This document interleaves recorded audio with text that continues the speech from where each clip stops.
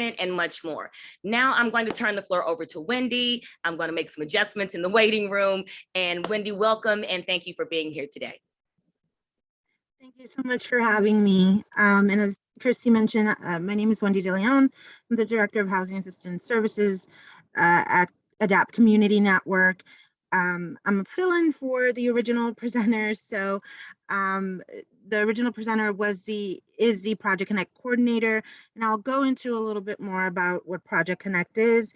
But as Christi mentioned, I will be speaking also about additional services at ADAPT and OPWDD, since there were some mention of front door OPWDD services and the like.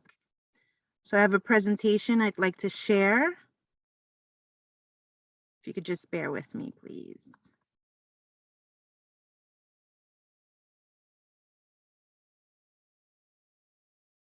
So Project Connect, the social and community supports. I'd like to just start by giving you a little information about the agency. ADAPT Community Network is a human service not-for-profit providing cutting-edge programs and services for people with disabilities. Our mission is to empower people through innovative solutions, one person at a time, and we are accredited through several third-party organizations that focus on quality standards for social service and health service organizations. Some of those third parties are CARF, CQL, and CQA. So supports and services at ADAPT, we have 100 comprehensive programs that include education, health, technology, residential and recreational services for over 18,000 individuals and families annually who are living with disabilities such as autism, cerebral palsy, Down syndrome, neuromuscular disorders, among many others. Gosh, I just want to lick cream off of Craig's head so bad. And this is just a list of some of the services that are provided, and I'll go into them a little bit more later on in the presentation.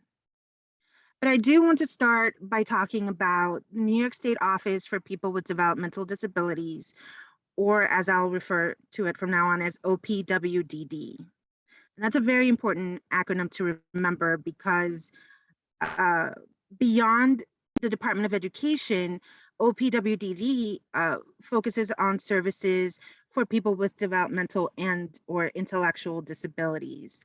So if DOE doesn't provide the service for you, then you may be able to find that service under OPWDD funded programs. So what is OPWDD? OPWDD is a state agency that provides services to people of all ages with intellectual and developmental disabilities. Also to many children who have an IEP, classifications of intellectual disability, multiple disabilities, or autism, just to name a few, can qualify for these services. The application and the application and review process for OPWDD services is called eligibility determination process, and I'll get into that a little more in just a moment. Only OPWDD decides whether a person meets all the conditions of eligibility for services funded under that particular office. So who's eligible for these services? Any individual who wants to receive these services must meet 4 requirements and have a diagnosis of one or more of the following, either an intellectual disability, or developmental disability, autism, CP, epilepsy, neurological impairments, just to name a few. The individual must have had this disability before the age of 22. The disability is expected to be permanent, and the disability affects their ability to live everyday life independently. The OPWDD eligibility review process, as Lala mentioned, can be long. How long it takes you to get eligibility really depends on how quickly you can get the documentation that they require in order to determine whether someone is eligible or not. The eligibility process begins at one of OPWDD's 5 developmental disability regional offices. that are located throughout the New York State. You and your family will need to submit materials and records such as reports of assessments conducted by medical professionals.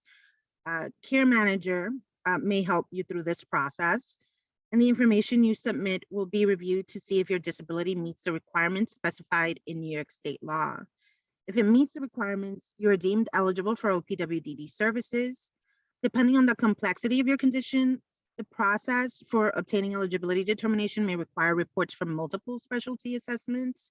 A face-to-face interview may also be part of the process. So someone had mentioned in the chat that they had attended a front door session. So a front door is exactly, what the name implies. It is the first step towards the eligibility process. You can sign up to attend a front door information center, information session. This step is mandatory. The sessions are about 2 hours long, although honestly, it just depends on how many people attend and how many questions may be asked. I've seen them done in about an hour. Usually they're held at a DDRO office in one of the 5 boroughs, or they are given online. Because of the pandemic, most of them are offered virtually at this time. You could attend the session in any borough, it doesn't matter what borough you live in. And sometimes they can be held at schools or community centers. So if you are a professional that works at any one of these types of settings, and you'd like to invite someone from OPWDD to set up a front door session for some parents or people in the community, you can definitely do that as well. There's a calendar of available dates and locations, and there's a link here for you. You can also just kind of Google OPWDD front door, and it'll lead you right into that calendar. So regarding the eligibility process, I did want to just quickly review the forms. Some of the forms or reports that are needed is like a psychological evaluation report, which has to be less than 3 years old. It should include a full-scale IQ score and adaptive behavior skills, a social history or psychological evaluation report that is less than a year old. These might be included in the psychological report listed above or done with your child's school evaluations as part of their IEP process. A medical report is also needed, such as the one from the annual physical conducted for your child's school, and that also has to be less than a year old. And OPWDD may ask you for additional documentation or evaluations, including an IEP. It just depends on how detailed some of the information that you provide to them is. They may require some follow-up information. And that, by the way, is why the process can take as long as it does. So I had mentioned, a care manager in a previous slide. So the care manager is actually a person that works for a CCO or a care coordination organization. Care manager, I have to fix the care coordinator there because it's care manager, is someone who can assist you actually through the process of eligibility, but also once the eligibility is in place, they can assist you in looking up services for you and your loved one. In New York City, there are 3 care coordination organizations that you can choose from. There's Advanced Care Alliance, Care Design New York, and Tri-County Care. So in addition to OPWDD services and eligibility, I also wanted to give you some information about our family support services. So once you have a OPWDD eligibility, it opens up the ability to receive many different services through a wide variety of agencies available to you. The IDD community, IDD, by the way, stands for Intellectual and Developmental Disability. The IDD community is actually very large. There's many agencies that provide services. You heard from Spark Kids, for example, but there's a lot of recreational services and such. So once the eligibility is in place, you can get services through agencies that receive specifically OPWDD funds. So some of the services you can get are family support. Under our family support services at ADAPT, we offer Project Connect, which is our information and referral resource for assistance and support in accessing services, not only within our agency, but outside of it as well. Because if we don't provide the program, then we definitely want to lead you towards a service or organization that will provide what you're looking for or what you and your loved one need. ADAPT provides services to people living in all 5 boroughs. Project Connect is available 5 days a week to answer your inquiries. And here you can see the toll-free number and email in case you have any questions. And that is really our version of a front door, right? In order to start the process for our services, you would normally begin through Project Connect. So under family support, we also have family reimbursement. And family reimbursement provides funds to families of individuals who are approved for services through OPWDD and live at home with family. These funds cover the cost of goods and services that are not obtainable through other sources. So if Medicaid or your other health insurance will not cover it, or maybe covered it, but you haven't, you need a replacement and they have a certain time frame that they'll only cover that particular item every 3 years or every 5 years, family reimbursement may be a great way to get some assistance for some of those out-of-pocket costs. Some of the items that are being covered at this time are clothing, respite care when it comes to emergency needs only, eligible furniture, things like camp programs, recreational activities and classes. And families are eligible to apply once per fiscal year, and the fiscal year runs from July 1st through June 30th. So June 30th of 2022, our fiscal year 22 will end, and our fiscal year 23 will start on July 1st of 2022. Receipts must be dated within the current fiscal year in order to be eligible for reimbursement. Family reimbursement also covers things like durable medical equipment. So wheelchair parts, hospital beds, walkers, and so on. Medical documentation supporting the need for this equipment has to be included. And this could be a letter from the physical therapist, the occupational therapist, the doctor, and so on. The letter must include a signature and a license number. And you must also show proof that Medicaid or whatever other medical insurance you have did not cover the item. So you do have to request the item through them first and get a letter indicating that they weren't going to cover it for you. In addition to family reimbursement, there's a housing assistance services program, which I run. And through that program, we offer advocacy, information, and referral services for a wide range of housing needs. In order to be eligible, families must live in any of the 5 boroughs and have a member of the household or a head of household who is OPWDD eligible.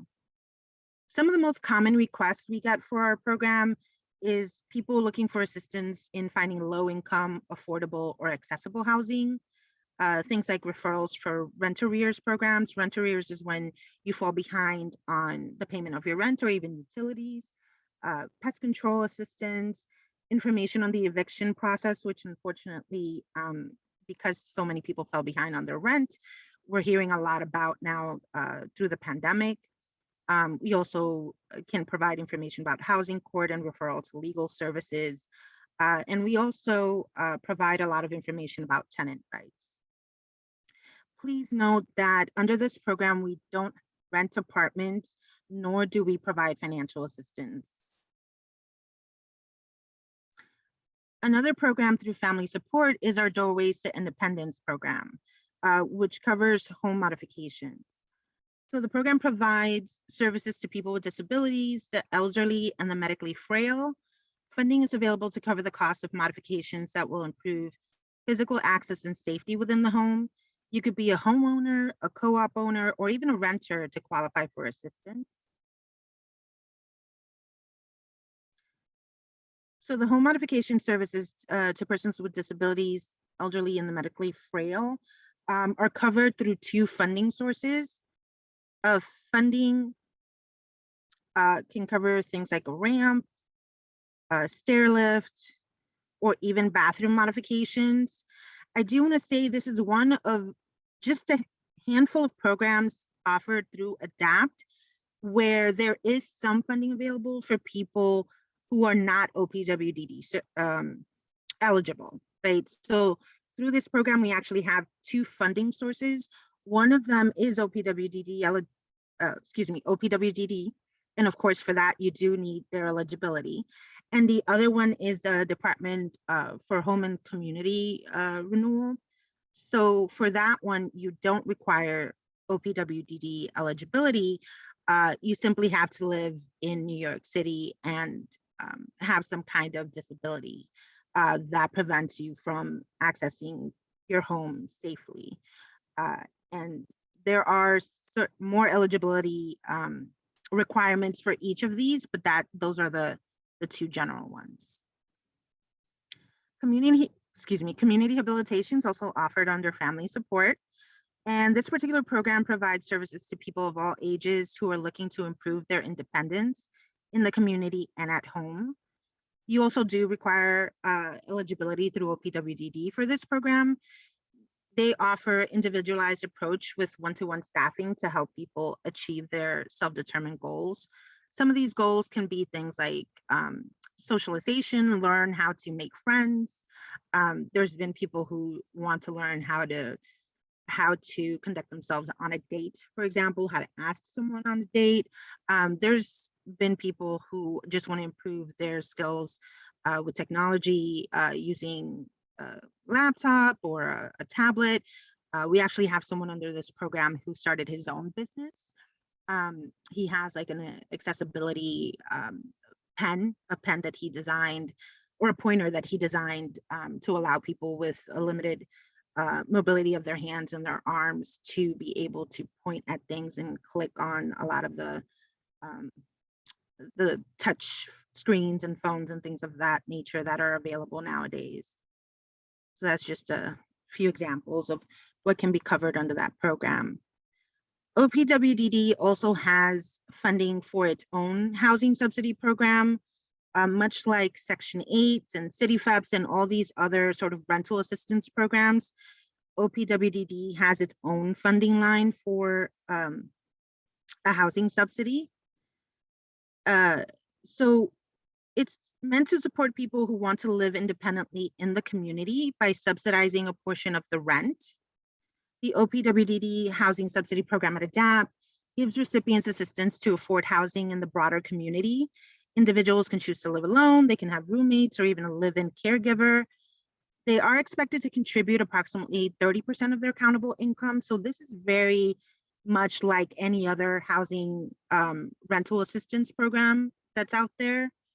And the housing subsidy pays a difference up to the maximum allowable. So there is a maximum rent that they could cover. And there are some other eligibility requirements for this, but this summarizes pretty much what the program can offer. So additional supports and services that ADAPT include our preschool programs, school age program, recreational services, respite, Family Connect. I want to mention specifically because this is workshops and educational resources for New York City parents and professionals.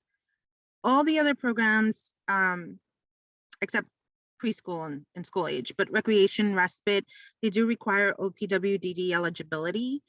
Our school programs and Family Connect are open to people without having to get OPWDD eligibility, but of course, the school is specifically for people with individual and or developmental disabilities. We also offer day habilitation programs, which is for adults 21 and up, supported employment, residential services as well. Again, these are three things that you do need you do need OPWDD eligibility for, but the TechWorks and Trade program and our clinic services are open to everyone.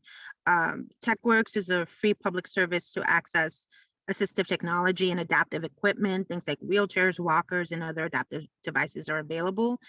You can actually, it's sort of a loan program. So if you are waiting on some repairs to your wheelchair, or just want to try a particular adaptive device because you're not sure that that would work for your child or your loved one, you can reach out to TechWorks and Trade and ask to borrow them just to try them out, or to use them while you wait for your durable medical equipment to be ready. In our clinic, we have Article 28 and Article 16 clinics in the Bronx and Brooklyn. I do want to point out these services because not every there's specialized doctors for people who have intellectual and developmental disabilities, but not every medical service and every professional knows about the special needs that is required for someone with intellectual disability or developmental disability. Certain sensory needs, for example, that maybe they require a specific appointment time where the room's not going to be full of waiting patients that are very noisy. There may be some light adjustments that are needed because of sensory requirements. One of the common issues that comes up with dentists actually is that a lot of people with IDD, they either are not fully aware of what's going on, or just do not like strangers, right? So they don't want strangers to touch them. Me personally, I look at dental equipment and I'm like, what is that? So I can only imagine. So a lot of people do require to be put to sleep, even for something as basic as teeth cleaning. And so people who are professionals that are trained, that understand the needs of this particular population, are very much in demand. And so our clinic services definitely are staffed with people who fully understand some of the very special needs that are required, or that people with IDD may have. So that concludes my presentation. Again, here's a number for Project Connect and our email. Please also visit our website for any information on upcoming events or some of the workshops for parents. You can also follow us through social media. We also post a lot of the information on upcoming events, such as those workshops and other programs and such. So it's a great way for you to keep up to date with what's going on with the DAP Community Network. So any questions, so or much. I'm not sure if we have time for questions right now, or. No, we absolutely do have questions, time for questions in your session. I'm going to hand it over to Christi Montalvan and to co-president Craig Spencer. There are a couple of questions in the chat, if you guys can read those, and then afterwards we'll go ahead and let anyone who has a hand raised go ahead and step forward and speak your question as well. Hey, Christi M, can you just monitor the chat? I'm going to monitor the hands raised. Yes, I got it. So the first question we have is, does this cover swimming lessons? If we're talking about family reimbursement, yes, they can, again, with a medical note from a physical therapist or occupational therapist that has their signature in a medical license number. Yes, that is a class that can be reimbursed. We've also had people apply for reimbursement of computer classes, horseback riding, it can be a type of therapy, just to give you some examples. Wanda has her hand up. Go ahead and unmute, Wanda. Thank you. Can you hear me? Yes, we can. Hi, good morning. My name is Wanda Balines. It's a pleasure to meet you all. The reason for this question pertains, it could be personal, but it would not be personal as per all this. You mentioned something about housing. So we've been trying to move out, me, my daughter, and my mom, right? So because my daughter has been receiving services from OPWDD for many, many years, I brought it to attention to her care manager, and she gave me a packet for an application for something from you guys. And because and my daughter is 15, I don't know if she qualifies for this. I do have to send it over the mail, and I don't know if I should do it. I know we're trying to get affordable housing and whatnot, but because I know that you guys tend to do this for people over the age of 18. So is this something that qualifies? My mom is 74, but my daughter is 15. Yeah, so for the Housing Assistance Services Program specifically, Mhm. all you need to do is have OPWDD eligibility in place. There It is no is. there is no age requirement if you have your OPWDD eligibility in place. That's all you need. Live with your family out in the community in one of the 5 boroughs. So you can definitely go ahead and apply for that program. Because whether your daughter's 15 or 4 years old, or 47, age does not matter when it comes to that. I was a little bit concerned about that because of that. I was trying to hitting it in the dark. I was like, let me fill it out. And thank God, Mr. Craig and Miss Amy and Miss Angel for doing all this. And because I never imagined that you guys were going to be here. So I appreciate you actually doing this. It's magnificent. And Miss Wendy, thank you. You eased my fears so greatly, because this is something that is really important for me, my mom, and my daughter. So I will definitely be doing that. Thank you. Please do. It's my pleasure, Wanda. And part of the reason and why this event is so great is because there is a whole world available to families and their loved ones with a developmental disability. You don't have to limit yourself. If you can think it, it's likely out there.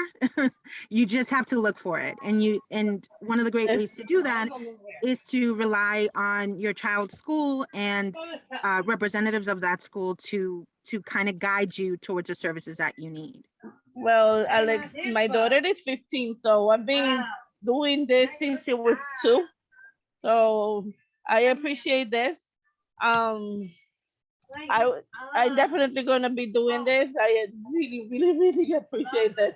Thank you. You're very welcome, Wanda. I'll keep an eye out for your application. I am not gonna say her name, but her last name. Let me.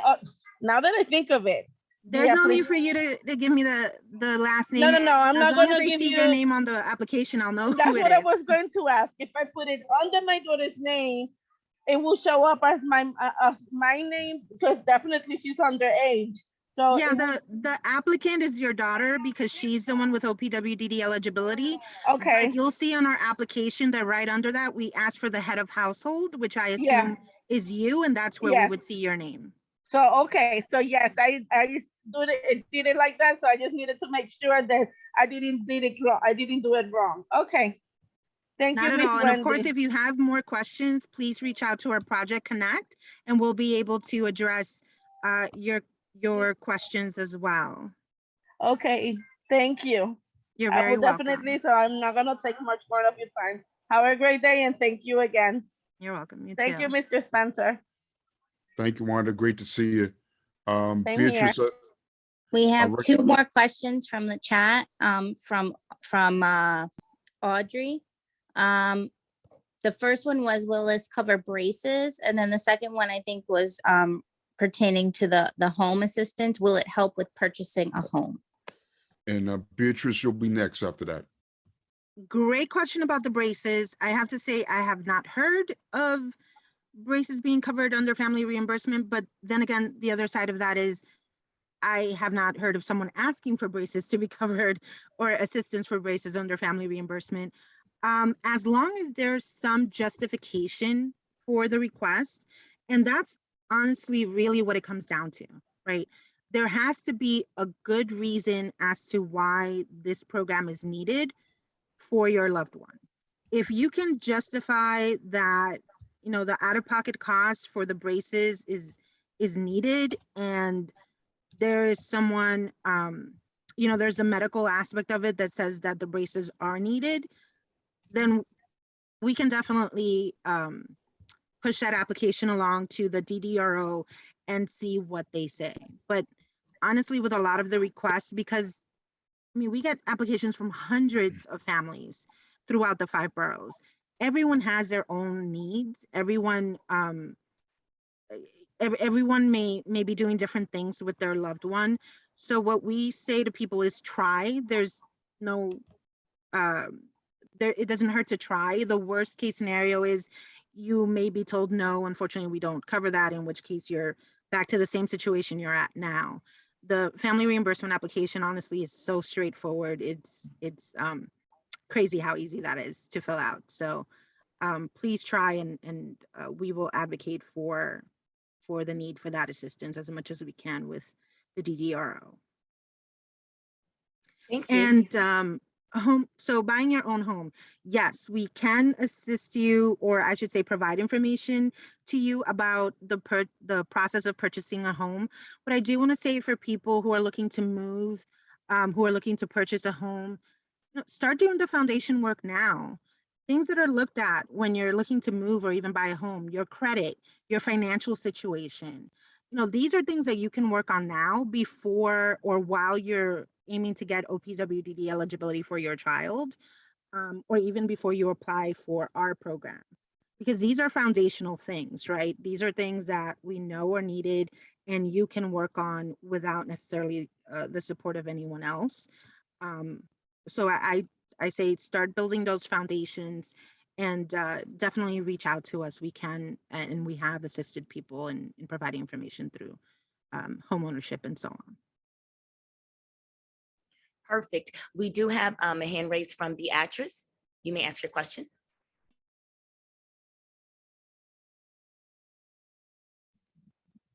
Hi, thank you so much for this program. I actually did one of the paperwork like 5 years ago for it wasn't to adopt, it was to a different program when my, at that time, Medicaid service coordinator let me fill that. I never heard anything back from the home ownership program. So my question is that I have multiple kids with disability. So I am already in the process, and I am already being gotten pre-approval. My question to you is this: what do you guys help with when it comes to home ownership? Is it for down payments? Is it for what do adopt help with when it comes to getting a house for kids with, especially multiple kids with disability? Okay, well, the Housing Assistance Services Program does not offer financial assistance of any kind. So if we're talking about that particular program, what we can do is provide you information about programs that do assist home buyers, especially first-time home buyers. Talk to you about loan programs. There's classes actually that a lot of lenders require you to attend to learn more about the process of home ownership. This is just some of the examples of things that we can assist you with, but we do not provide financial assistance for the purpose of you purchasing a home.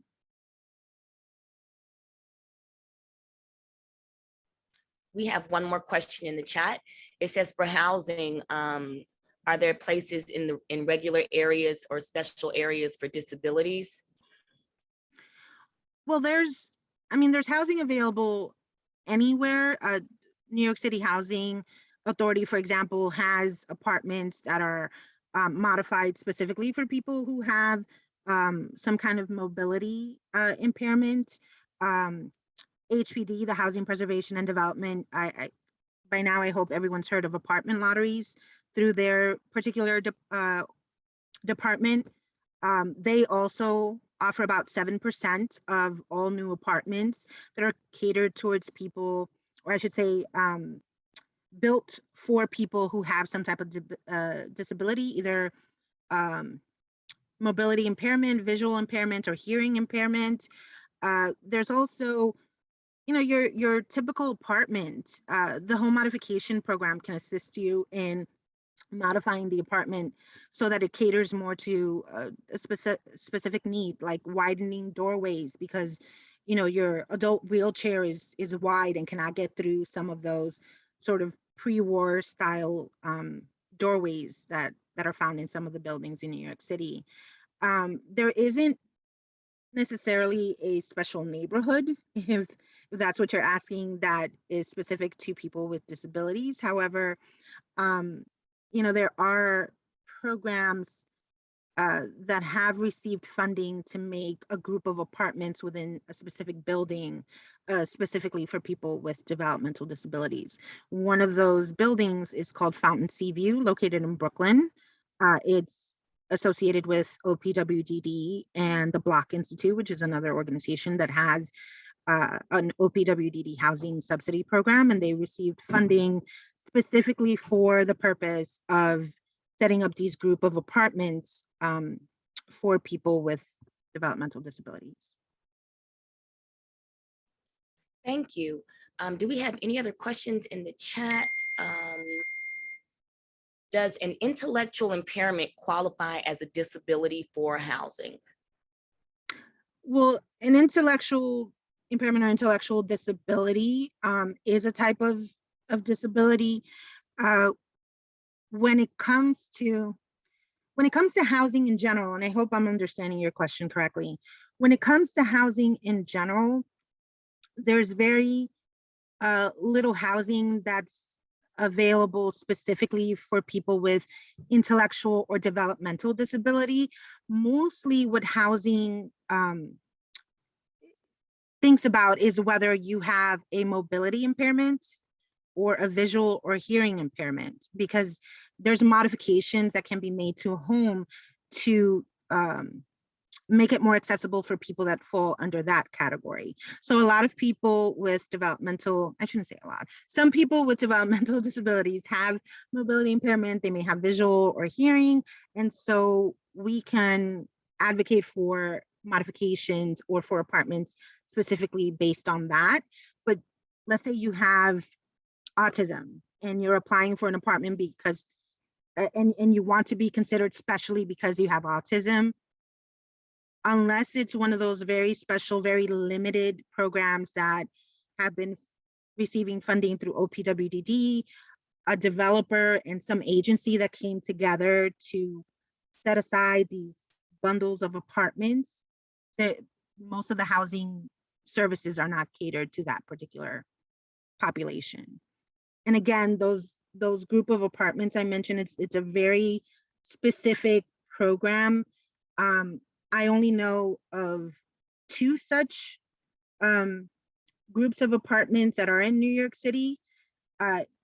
It took many years of finding the right developer, OPWDD thinking it's a good idea and it would cater to people that are OPWDD eligibility, and an agency all coming together and agreeing on certain requirements in order to make this happen. So hopefully in the future, we'll see more of these opportunities, but for now, it's very, very, very limited. Thank you so very much. And this actually concludes our question and answer period. We are going to move forward. If you do have any issues in the chat, just remember to put #support so that someone can help you. And let's move forward to our session number 3. I will hand it back over to our co-moderator, Amy Tsai.